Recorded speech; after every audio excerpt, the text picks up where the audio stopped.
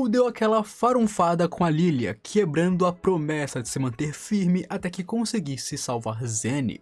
Rudeus, por outro lado, ficou mais chocado com a notícia da Roxy desaparecendo do que com a sua própria mãe estando presa em um labirinto. Parece que o bom filho a casa torna. Acima de tudo isso, temos as preparações para salvar Roxy, com todos repassando informações e claro, bolando estratégias, e muita coisa disso foi cortada do anime, muita coisa mesmo, principalmente o reencontro entre Rudeus e Paul, que não foi tão rápido e frio assim, na verdade foi bem mais emocionante. E se o anime cortou, eu trago para vocês, mas antes disso, se inscreve no canal se você não for inscrito ainda. Muita gente assiste meus vídeos e não é inscrita no canal, rapaziada. Então o que você está esperando? Não perde tempo e se inscreve aí para me apoiar. Deixa o gostei também para ajudar o vídeo e agora vamos para o conteúdo. Agora na cidade, temos Rudeus e Elinalise chegando e já de cara teríamos Gizzy falando com alguém, tendo problemas em achar ajuda para salvar Roxy. Enquanto falava com um aventureiro, não importava o quanto que Gizzy tentasse convencê-lo, o aventureiro se recusava a aceitar tal pedido. Não era o suficiente para encarar a provável morte que ele teria caso fosse nesse resgate, já que as chances de morte naquele lugar e especificamente para essa situação são muito grandes e ele não é burro, ele não se arriscaria para tal coisa. O homem também fez comentários sobre já fazer um mês desde que ela se perdeu no labirinto e provavelmente já está morta. E Rudeus, que não sabia da situação de Roxy e escutou os dois, teve a primeira pista de que eles não estavam falando sobre a sua mãe Zenith, e sim de outra pessoa. Gizzy aqui ficaria bem irritado, sendo até mesmo agressivo com suas palavras, mas ainda assim seria rejeitado. Ninguém queria ajudar Gizzy e seu grupo. Aqui Gizzy estava desesperado de maneira que ele nunca demonstrou antes, fazendo Rudeus até mesmo estranhar o jeito que ele estava agindo, afinal este não é o Gizzy que ele conhecia. Porém, Elinalise diria que normalmente é assim que Gizzy se parece mesmo, e a forma como ele agiu durante seu primeiro encontro com Rudeus é que foi anormal. Este é o verdadeiro Gizzy. Aquele outro Gizzy, como ele agiu com Rudeus na primeira vez, era ele agindo legal para as crianças. Em seguida, Gizzy levaria Rudeus para se encontrar com Paul, onde Rudeus aqui esperava encontrar seu pai da mesma forma como ele estava no primeiro encontro deles. Todo quebrado, bêbado e ferrado. Lembram-se do primeiro encontro deles na primeira temporada? Quando Paul estava acabado e eles tiveram uma grande briga por causa disso? Rudeus esperava encontrar seu pai daquela maneira, mas felizmente ele encontrou seu pai muito mais firme do que antes, arrumado, ajeitado e cuidado. Por outro lado, a parte infeliz é que nos olhos de Paul não se via nada além de vazio. Ele claramente, pelo seu olhar, estava perdendo completamente a esperança. Rudeus julgou que ele estava cedendo ao desespero aqui, não estando tão ruim quanto o antigo Paul da última aparição, mas de fato ele parecia ruim. Aqui Paul estava praticamente no seu piloto automático, tanto que quando ele encontrou Rudeus, ele falou com seu filho e perguntou como que ele estava, como suas irmãs estavam, mas de maneira sem ânimo, é como se ele não estivesse acordado. Ele estava falando com Rudeus, mas era tão monótono, era tão chato, era como se aquilo ali não fosse real, como se não fosse sério. E Rudeus, ao ver isso, só pôde pensar que ele precisava achar um jeito de ajudar seu pai, tentar melhorar a situação o máximo possível, acreditando que ele poderia fazer isso, ele poderia colocar as coisas em ordem. Mas é quando Rudeus revelou ter um filho a caminho, e claro que ele se casou, dizendo que Paul seria um avô, e então ele acordou. Nesse caso, Paul não estava naquele estado por estar desanimado ou depressivo, ele estava apenas meio dormindo e meio acordado. E Rudeus falando que ele se casou e vai ter um filho acordou Paul de vez. Então não, amigos, ele não está depressivo, não está acabado e sem esperança, ele estava dormindo. O autor soube brincar com a gente nesse ponto. Paul antes pensava que o Rudeus em sua frente era apenas um sonho, e agora percebeu que o seu filho realmente está ali. Agora reunidos e na mesma página, Paul começou a perguntar da vida de Rudeus, e Rudeus contaria sobre tudo o que tem acontecido com ele, do seu casamento até a notícia de que ele será um papai. Aqui Rudeus, obviamente, tentou minimizar um pouco suas conquistas, sua vida feliz. Neste momento, Rudeus está vivendo o melhor momento de sua vida. Ele se casou com a mulher que ele ama, vai ter um filho, sua família, parte dela está reunida em Hanoa, ele tem amigos, uma carreira promissora. Rudeus tem uma vida muito boa, mas ele não queria falar isso para Paul, porque ele tinha medo de que isso acarretasse em uma briga, como da última vez que eles se encontraram. Então ele tentou falar sobre isso de maneira mais leve, diminuindo um pouco, embora não conseguiu muito, já que, bom, ele é tão feliz com sua vida que é impossível tirar essa felicidade dele. Mas em vez de receber uma reação negativa do seu pai, Paul se desculpou com seu filho. Ele se sentiu mal por fazer Rudeus vir para Begarit o ajudar, tirando ele de sua esposa e futuro filho, se sentindo culpado por não ter resolvido essa situação sozinho. Aqui meio que também entramos em uma brincadeira, uma piadinha, com Rudeus achando que Paul ficaria com ciúmes de que ele pode dormir com quem quiser o quanto quiser, enquanto Paul prometeu que não faria isso até que Zenith se recuperasse, até que ele achasse Zenith. Mas aí descobrimos que Paul e Lilia já fizeram esse ato e muito durante uma noite, mas apenas porque quando eles fizeram isso é porque Paul foi atacado por uma sucubus, e então ele estava louco, se é que você me entende. Mas foi apenas uma vez e eles não fizeram de novo. Paul aqui ficou emocionado ao reencontrar seu filho e ver como que ele cresceu, se tornando um homem, um adulto, enquanto Rudeus também chorava de emoção, afinal é um reencontro entre pai e filho após anos e anos separados. Sobre Elinalise e Paul, já sabemos há muito tempo que alguma coisa rolou entre os dois que fez com que eles estivessem brigados. Pelo menos ela pessoalmente não gostou muito dele, guardando o rancor do mesmo. Aqui, depois do reencontro entre Rudeus e Paul, Elinalise e Paul conversariam brevemente, meio que ficando tranquilos por enquanto, deixando claro que pelo menos eles poderiam trabalhar juntos, onde isso teria sido tão rápido que Rudeus até se perguntou se realmente era grande esse problema, se não foi uma coisa besta que fez com que eles ficassem de mal um com o outro. Já chegando em Zenith e a missão para a salvar, eles diriam que ela foi capturada pelo labirinto. De acordo com as informações de Gizzy, Zenith está capturada em um labirinto não muito longe de onde eles estão. E Rudeus, ouvindo isso, ficaria confuso. Afinal, quem ou o que poderia estar fazendo Zenith estar capturada, presa no labirinto pelos últimos 6 anos? Da maneira como eles falam, dá a entender que o labirinto em si foi quem capturou Zenith, mas sinceramente isso é meio difícil de acreditar a menos que você veja na sua frente. Então até o momento fica aquela dúvida, será que foi realmente um labirinto quem capturou ela? Não foi alguém que está lá dentro ou um monstro que está lá dentro? Sabemos que Zenith está nesse labirinto em específico porque um grupo que se aventurou por ele avistou alguém que se parecia muito com Zenith lá dentro. Porém, além dessa informação específica, eles não têm mais muitas coisas a dizer, já que depois que esse grupo falou sobre essas informações, uma mulher muito parecida com a Zenith está lá, ele sumiu, desapareceu, ninguém nunca mais ouviu falar deles. E essas informações são de 4, 5 anos atrás, então já faz um bom tempo desde que esse grupo viu Zenith lá dentro. Mas eles não perderam esperança, porque Kishirika viu Zenith através dos seus olhos malignos lá dentro e contou para Roxy. Então esse grupo viu Zenith há uns 4, 5 anos. Kishirika, há 2 anos atrás, viu Zenith lá também, o que significa que ela sobreviveu durante todo esse tempo, e eles têm fé de que ela pudesse sobreviver mais 2 anos, até que eles a achassem. E isso é o que motivou o grupo a continuar navegando pelo labirinto. Eles não possuem grandes informações, mas as informações que possuem são suficientes para acreditar que Zenith possa sim estar viva, pelo menos por enquanto. Logo chegamos nas notícias de Roxy, e para Rudeus foram muito mais chocantes até mesmo que as notícias sobre a sua mãe.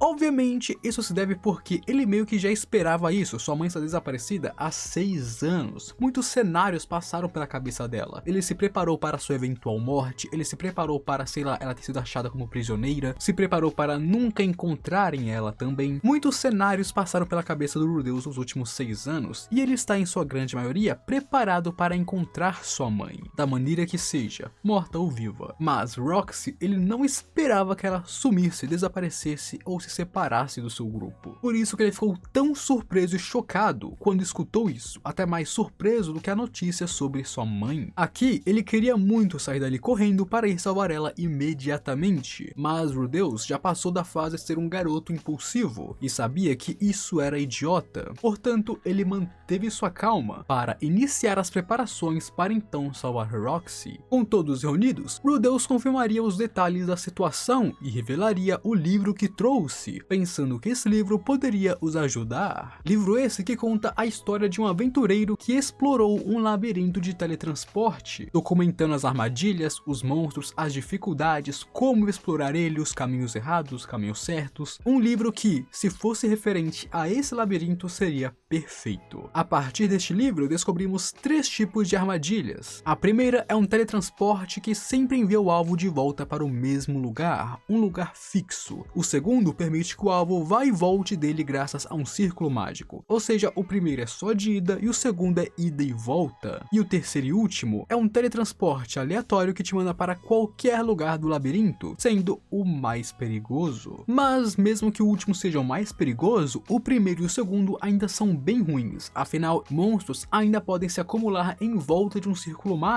para assim atacar quando alguém caísse lá dentro. Então mesmo que os dois primeiros sejam relativamente mais seguros, ainda são bem perigosos. O explorador que escreveu o livro, através de experiências e pesquisas, aprendeu a diferenciar os círculos de teletransporte e quais são seguros para se usar e descer o labirinto. Um dia, em uma exploração infeliz, ele acabaria pisando na armadilha errada, e assim o seu grupo seria aniquilado e ele perderia um dos seus braços. E assim precisou se aposentar, terminou de escrever o livro e passou para frente, na expectativa de que esse livro pudesse ajudar os outros. Quando Rudeus apresentou o livro, embora houvesse uma chance desse livro não ser deste labirinto específico, Gizzy ainda ficou bem animado, porque se fosse referente a esse labirinto, seria um grande passo para o grupo. E falando em Gizzy, ele é o pau para toda a obra desse grupo, e isso é algo que ele já falou anteriormente na primeira temporada. Em seu encontro com Rudeus, ele disse que não é um combatente, mas cuida de todas as outras tarefas, e aqui ele cumpre isso. Gizzy cuida do rastreamento, do mapeamento, do suprimento, da análise de coisas, estratégias, retiradas, exploração do grupo e tudo mais. Ele é basicamente o mais versado de todos, e é por isso que foi apenas natural que todos virassem para ele quando o assunto era analisar esse livro para achar informações. Se Gizzy não conseguisse descobrir se esse livro era útil ou não, ninguém mais naquele grupo conseguiria o fazer. Enquanto Gizzy analisava o livro, Rudeus conversaria com os outros, perguntando coisas para Paul sobre os monstros, os círculos de teletransporte, os andares, o interior do labirinto e essas coisas, querendo aprender para se preparar, afinal, lá dentro a sua vida está em risco. Dos monstros, 3 deles já apareceram no anime, sendo os golems, as lagartas e as aranhas, onde os 2 que faltam são o guerreiro armadurado e o demônio devorador, 2 monstros que são de mais alto nível do que esses 3 primeiros e muito mais perigosos. O número de andares do labirinto não foi confirmado, mas acreditava-se que eram entre 6 ou 7. Até o momento ninguém chegou até o fim do labirinto, então não tem como saber, mas sendo uma estimativa do que normalmente seria, eles acreditam que seja 6 ou 7 andares. E uma curiosidade sobre esses mesmos andares do labirinto, sabiam que a maior parte deles foram feitos por monstros cavando, no caso formigas ou outros insetos cavando túneis embaixo da terra? A maior parte desses túneis foram cavados por monstros do passado, enquanto os andares mais abaixo, no caso os mais profundos, seriam ruínas antigas, e de alguma forma essas ruínas antigas e esses túneis por monstros se interligaram e criaram juntos a masmorra, o labirinto. E isso é muito interessante, pelo menos pra mim, né, que gosta bastante do tema de labirintos, masmorras, dungeons e essas paradas. Mas com isso nós encerramos por hoje. Mais curiosidades sobre o resto desse episódio e sobre os outros episódios ainda serão lançados aqui no canal, então não se preocupe que vai sim ter mais vídeo, mas por enquanto vamos parar por aqui. Comente aí embaixo o que você achou, se você gostou ou não, se as informações foram interessantes ou não. Comenta aí que eu quero saber, ou comenta qualquer coisa para provar que assistiu até aqui. E se você viu até aqui, se inscreva no canal para me apoiar e ajudar o meu trabalho, afinal se você viu até aqui, de alguma coisa você gostou, e se você gostou me apoie, me dá uma chancezinha e se inscreve aqui no canal para me ajudar.